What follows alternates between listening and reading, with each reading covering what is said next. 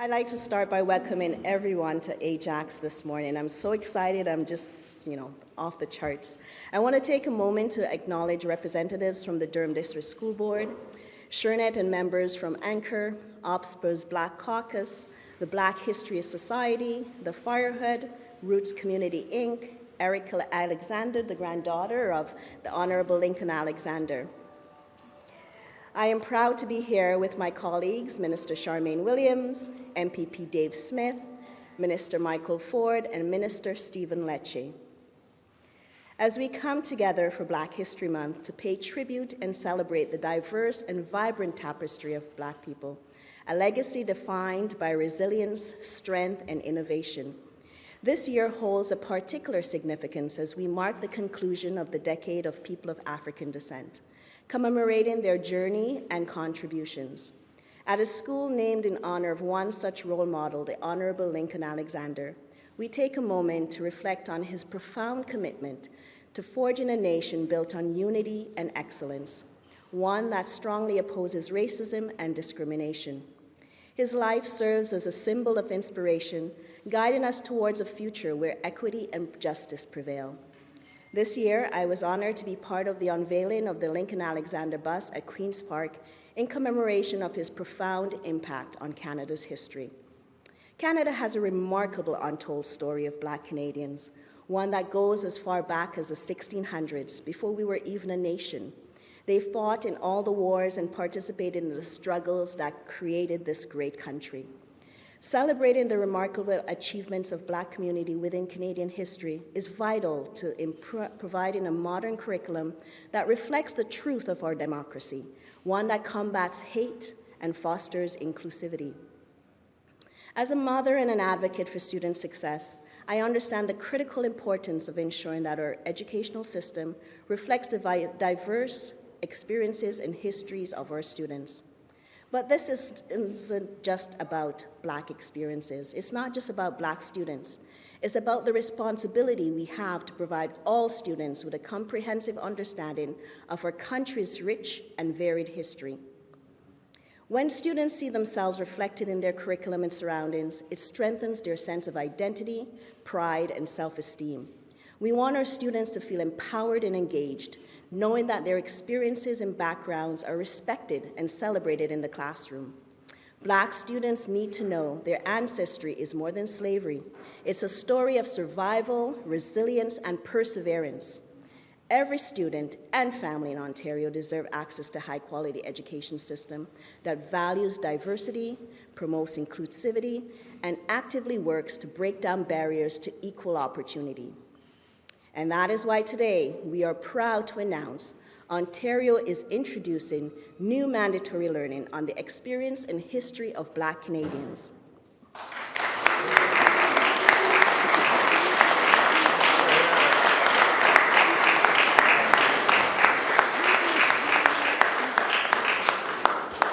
The energy in the room is amazing. So beginning in September 2025, students in grade 7, 8, and 10 history classes will learn about the contribution and achievements of Black communities in Canada. It is important for students to learn about Canada's Black communities and their impact on our society. It is why we're embedding this mandatory learning about Black experiences into the existing curriculum. We know that these new teachings will help students develop a greater understanding of our country's rich heritage and help Black students see themselves reflected in the curriculum. For the first time, grades 7, 8, and 10 students in history classes will include mandatory learning about various Black communities that emerged, developed, and contributed to the development of Canada, including pre- and post-Confederation. Students will now learn about the overwhelming contributions Black individuals contributed to Canada's foundation as a young nation, and obstacles in pursuit of building a democratic, inclusive, and prosperous country.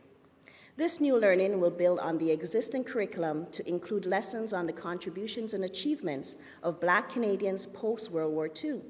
The course will help students learn about the historical conditions that now influence present Black people and their communities in Canada. Over the next year, the Ministry will consult with historians, educators, and the Black community to inform the new learning. Today's good news builds on what our government is already doing, ensuring our students are learning from a modernized curriculum that will set them up for lifelong success in and out of the classroom. Let's continue to work together to help Ontario students reach their full potential. Thank you, and I just want to invite Minister Charmaine Williams to the podium. Thank you.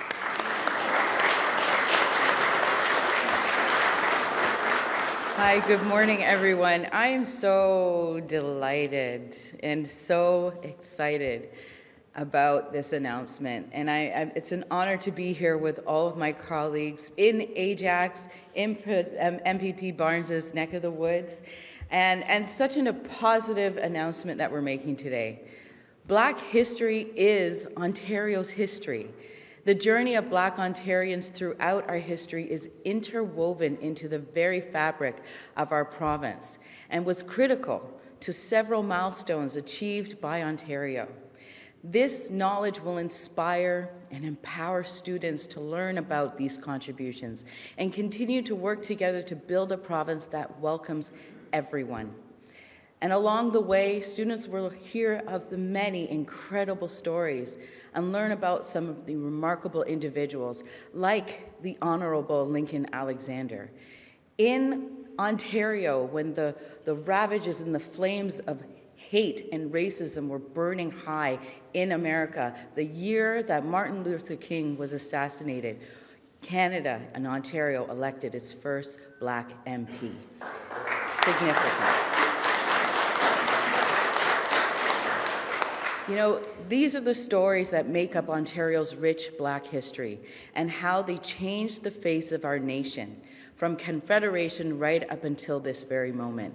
And at this very moment today, there are living history makers. There are firsts that are being made today.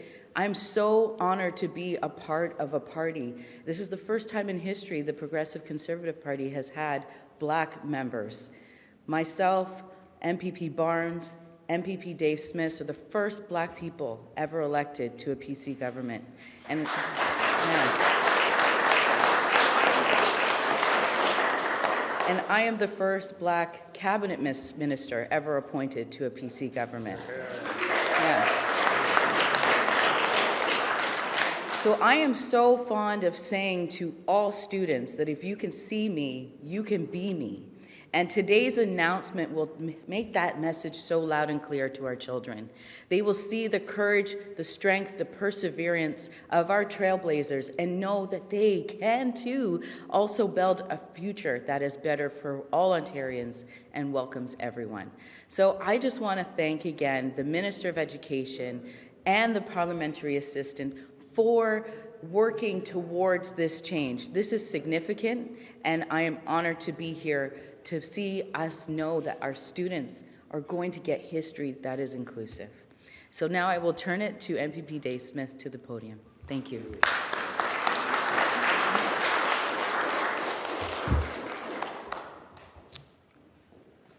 Good morning and thank you. Thank you, Minister Sherman Williams. It is a pleasure to be here with you all today, standing alongside my colleague, P.A. Barnes, Minister Sherman Williams, Minister Michael Ford, and Minister Stephen Lecce, Erica Alexander, and the Principal, Don Tushak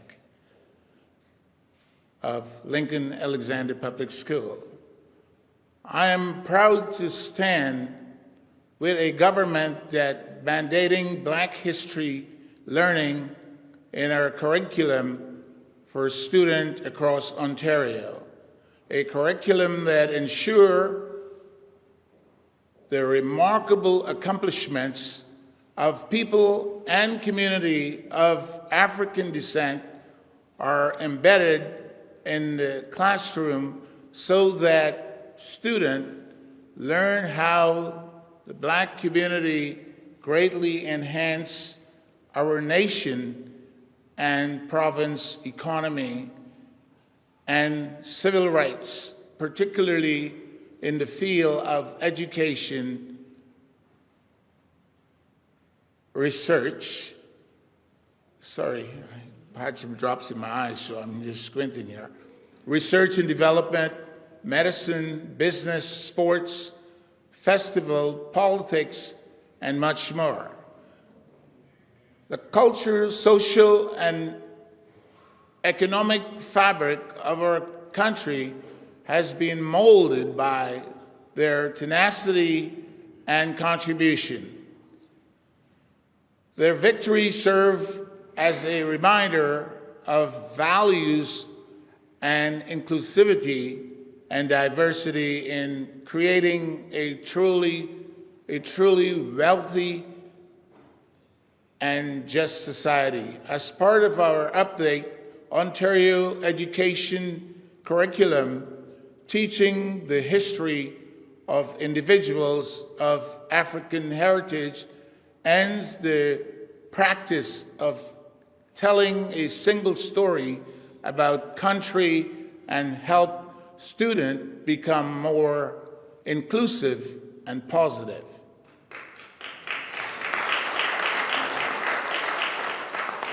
Working with the Minister Lecce, Patrice Barnes, and other educational leaders, we will continue to implement changes that ensure students are well-rounded, critical thinkers, and graduate with hands-on learning that allows them to pursue successful careers. As you heard from my colleagues today, announcing is yet another example of how our government, under the leadership of Premier Ford, Minister Lecce, and our caucus team, are getting it done for Ontarian students and family. And with that, I will turn it over to Michael Ford, Minister of Citizenship and Multiculturalism. Thank you.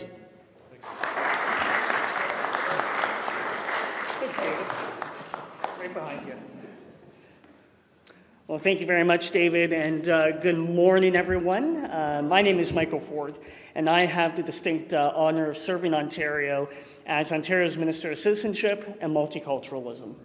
It is great to be here for this important announcement this morning, joined by my colleagues, Minister Lecce and Williams, MPP Barnes and Smith, staff and students of Lincoln Alexander Public School, community leaders, and of course, our guest of honor, Erica Alexander. As Minister Williams said, Black history is Ontario's history. Throughout Black History Month, we recognize and celebrate the rich history, culture, and heritage of Black communities across the province, and the many contributions of Black leaders, innovators, and change makers that have helped build a stronger Ontario. Our government is proud to be an ally and partner and stand side by side Ontario's Black communities. Today's announcement, which introduces mandatory learning for grades 7 and 8 on the contributions of Black communities and trailblazers like Lincoln Alexander, will ensure the important stories and experiences shared during Black History Month continue to be taught right throughout the school year. More importantly, however, these changes will help generations of students develop a deeper understanding and appreciation for the many ways Black Ontarians have helped build our province to everything it is today. As a Minister of Citizenship and Multiculturalism, I've had the opportunity to work closely with many of Ontario's Black communities and remain committed to being a strong voice for all of Ontario's diverse communities. Together, we will continue to build a stronger province where all Ontarians feel accepted, included, and are empowered to reach their full potential. With that said, I'd like to thank you all for taking the time to join us here today and be part of this important milestone and the work you do to drive positive change in your classrooms and communities. Lastly, I want to recognize Minister Lecce and Parliamentary Assistant Barnes for their impeccable leadership in driving this initiative forward. It is now my pleasure to bring to the podium a friend and colleague, Ontario's Minister of Education, Stephen Lecce.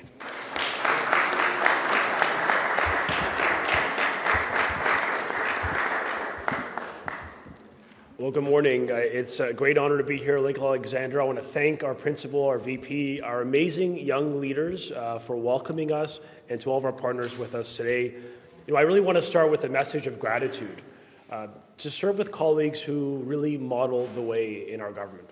I'm speaking about Patrice Barnes, the first Black Deputy Speaker in Ontario's parliamentary history.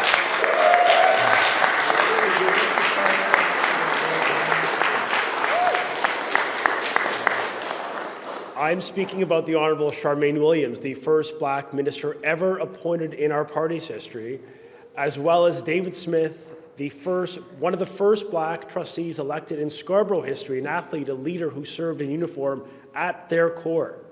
They are proud Canadians who are determined to ensure they're no longer the first. And it's why we're here today. Along with my friend, Minister Michael Ford, as you know, we're on a campaign to bolster civic and historical education so that young people learn from the past and so we can be inspired to build a better future where our democratic character is respected, is protected, where every person is respected. And we believe in our core, as has been said, that Black history is Canada's history. And thanks for the incredible leadership of Patrice Barnes, for which this is her work and her legacy, and that of the team behind me.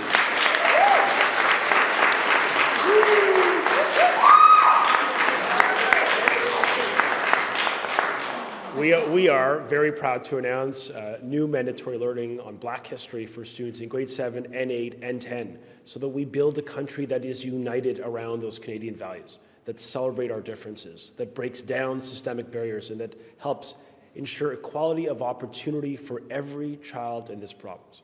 From explorer Matthew da Costa helping to literally discover parts of our country with Samuel de Champlain in 1604, to the Black soldiers who literally died in the defense of what is now Canada from a U.S. invasion in the War of 1812, to the 30,000 Black people who escaped to Canada via the Underground Railroad.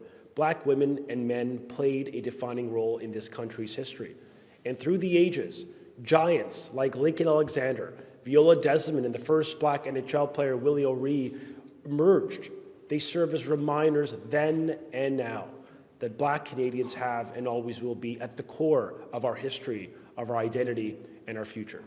And so we are committed to ensuring every child, especially Black and racialized children, that they see themselves reflected within our schools. It's long overdue.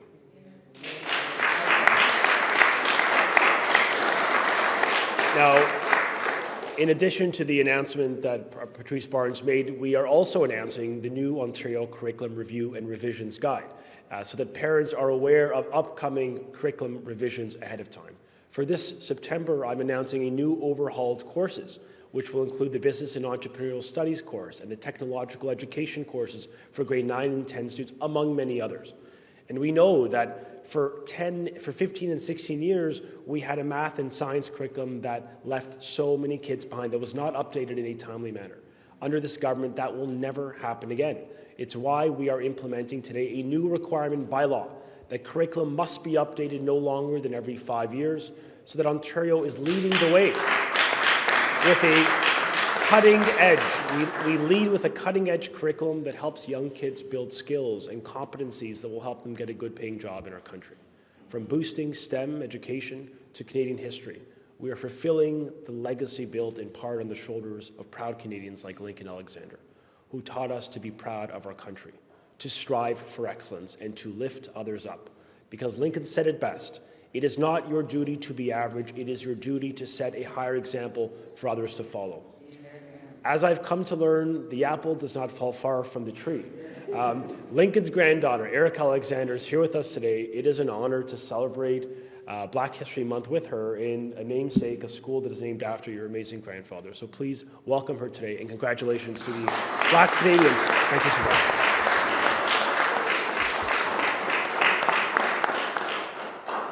Good morning, dignitaries, esteemed educators, students, and guests. As the granddaughter of the Honorable Lincoln Alexander, I am honored to be here with you today to witness this meaningful and paramount announcement with the Minister of Education, Stephen Lecce, and Parliamentary Assistant Patrice Barnes. I stand before you today to emphasize the vital importance of acknowledging Black Canadian history in Ontario's school curriculum. Black Canadian history is not merely a footnote in our nation's story, it is an integral part of the fabric that makes up our diverse and rich tapestry. Thank you to the Ministry of Education for realizing the significance of having access to Black Canadian history in our Ontario classrooms. By incorporating Black Canadian history into our educational system, we are not only honoring the struggles, triumphs, and contributions of Black Canadians, but we are also enriching the understandings of our collective past.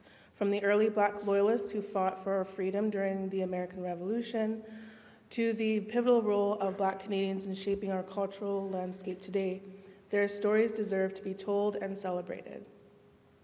From recognizing Harriet Tubman's legacy in the Niagara region to affluent Black communities along the Dresden, Chatham, and Windsor areas to Little Africa and Hamilton, and the extensive Black migration that took place from Oakville to beyond Toronto, just to name a few. This is a history that is exciting to explore, and every young Ontarian deserves to know our powerful and wonderful history. From the encouragement of his mother, May Rose, my grandfather Lincoln understood education as being one of the pillars to having a fulfilling life. According to his memoir, Go to School, You're a Little Black Boy, the words of his mother were that of acknowledging the importance of Lincoln's education being a determining factor of him accomplishing his dreams and goals. Through recognizing that Black history is an important historical perspective to teach young Canadians, even Lincoln's mother, May Rose, will continue to share her message of the importance of education for future generations to come by sharing the story of Lincoln and others like him in our classrooms. Indeed, Black Canadian history is fundamental to Canadian history. It is a narrative of resilience, creativity, and perseverance that has helped shape the very essence of who we are as a nation.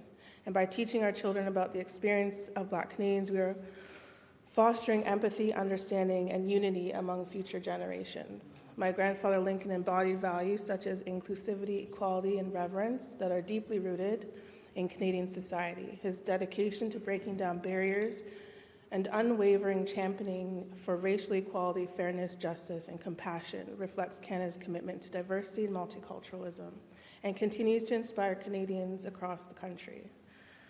And finally, I'd like to take this opportunity to sincerely thank the government and all those advocated to ensuring that all voices are heard, all stories are told, and all histories are valued in our classrooms. Thank you.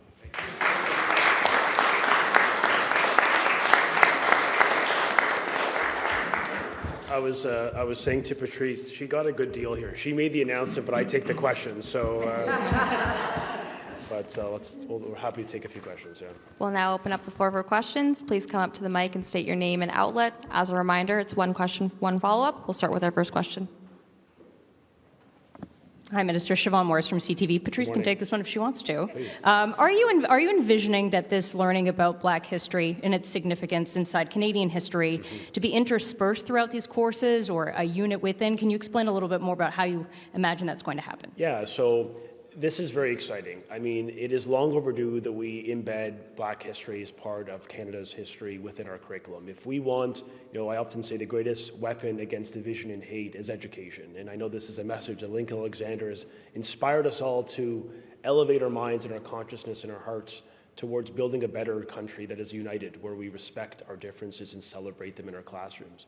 So in grade 7 and in 8, students will learn from the 18th century to the 20th century pre-Confederation history of the immense contributions Blacks, Canadians, I guess, the country wasn't founded, but that Black individuals made to building, safeguarding, and creating Canada. The history of the Black community precedes Canada's founding. I think many young people will be astounded to find out that incredible contribution and the sacrifice that they made. In grade 10 history, we will include mandatory learning, a specific expectations within the curriculum that will educate young people on post-World War II history, where we get to speak about Lincoln Alexander and amazing individuals, Viola Desmond, among others, who contributed meaningfully in the advancement of civil and human rights and opportunity and democracy. So it's a mandatory learning, embedded expectations, and we really see this as an opportunity to do better within our schools, to make sure that Black children see themselves reflected in their curriculum. And there's all the things we can do as a government. These are the types of meaningful actions that so many Black parents and advocates, many of whom are here with us today, who've been urging governments for decades to get on with ensuring Black history is embedded as our legacy and our way of expressing gratitude. So we're doing it today in partnership with some amazing people. I see some incredible educators. Shernette Martin's with us, Pinball Clemens. I mean, the list can go on. Like some really amazing leaders in our country and people who inspire us all. So I want to thank you all for your advocacy, your partnership, and thank you to the amazing people behind me for working with us to get it done today.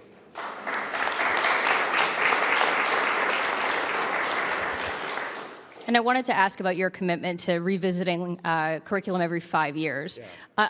I'm wondering if that's going to become financially difficult, especially revisiting courses like technology where things do move quite quickly. And if you want to stay up to date, it will mean the province will have to invest in new technology. So is that really a feasible exercise for the province? You know, there is a cost to stagnation when it comes to the curriculum. When, respectfully, when the former government let our math and science curriculum be 15 and 16 years old, where we didn't have financial literacy embedded in every grade, we weren't teaching about AI or coding, that's an economic disadvantage for Ontarians relative to the rest of the world. And so we're prepared to invest, to be bold, and frankly, to demand that what we teach our kids is relevant to the job market that is disrupting and changing around us every day. So we are leaning into this because we actually believe in order to give these young people that competitive advantage, to get a job, to graduate with relevant life and job skills, we've got to make sure that our curriculum is aligned with the labor market, and it's changing quick. And that's why we have been bold in updating our math curriculum and mandating financial literacy, teaching kids, basic concepts of personal budgeting and personal responsibility and how to use a credit card and pay their taxes and save for a home. These are life skills that generations of young people, including, I could say Michael and I for sure, wish we had. That may have got me in trouble, but for generations of young people, we wish we had that knowledge, and we're now going to make it so. On the technology side, we're the government that on one hand brought back cursive writing and then mandated coding. We want to harness that back to basics principle. We're always looking sort of to the future, to where the puck is going when it comes to the changing world of work. And so we are being responsible by keeping curriculum relevant, and we are now mandating that future governments, all governments, need to review curriculum on a maximum of 5 years cycle. Look, they may decide that there is not a need for an update, but we're forcing governments to make that decision. Because what I observed in the former government, respectfully and just factually, is they let it stagnate. Math, 14 years, science, 16 years. The language curriculum, according to the Ontario Human Rights Commission, left so many at-risk kids behind. And so it does take leadership and some initiative to do it, but we're proud to do it because we know we're going to help set up our kids for success.